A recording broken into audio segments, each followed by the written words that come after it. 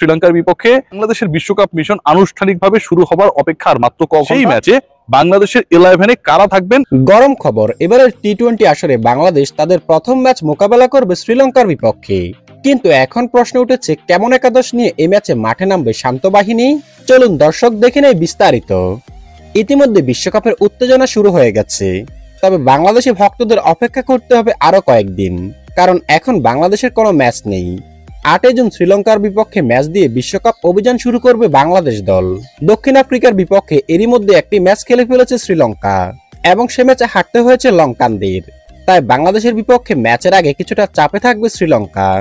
তবে বাংলাদেশের সাম্প্রতিক পারফরম্যান্সে ভক্তদের হৃদয়ে ভয় জাগিয়েছে, বিশেষ করে যেহেতু বাংলাদেশের সেরা ব্যাটসম্যানরা খুবই খারাপ পারফরম্যান্স করছে, এই কারণে বাংলাদেশ বারবার হারছে।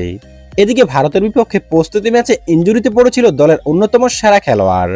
জানা গেছে শ্রীলঙ্কার বিপক্ষে ম্যাচে শরীফুলকে পাওয়া যাবে না। তবে শ্রীলঙ্কার বিপক্ষে বাংলাদেশের প্রথম একাদশে থাকছেন কে, এ নিয়ে ভক্তদের মধ্যে চলছে নানা আলোচনা। এবারে দেখে নেওয়া যাক শ্রীলঙ্কার বিপক্ষে বাংলাদেশ কেমন একাদশ নিয়ে মাঠে নামবে। শুরুতে ওপেনিং এ তানজিদ হাসান তামিমের সাথে দেখা যাবে সৌম্য সরকারকে। এক প্রান্ত আগলে রেখে ব্যাট করে যাচ্ছেন তামিম, তাকে যা একটু যোগ্য সঙ্গ দিতে পেরেছেন সৌম্য সরকার, তাই তার উপরে আস্থা রাখছে টিম ম্যানেজমেন্ট। 3 নম্বরে ব্যাটিং এ আসবেন বাংলাদেশের অধিনায়ক নাজমুল হোসেন শান্ত। 4 নম্বরে ব্যাটিং এ দেখা যাবে তাওহিদ হৃদয়কে। বর্তমানে যে কয়জন ব্যাটার রান পাচ্ছে তাদের মধ্যে অন্যতম হলেন হৃদয়, তাকে নিয়ে বিশেষ পরিকল্পনা আছে টিম ম্যানেজমেন্টের। এছাড়াও 5-এ ব্যাটিং এ আসবেন বাংলাদেশের সুপারস্টার সাকিব আল হাসান।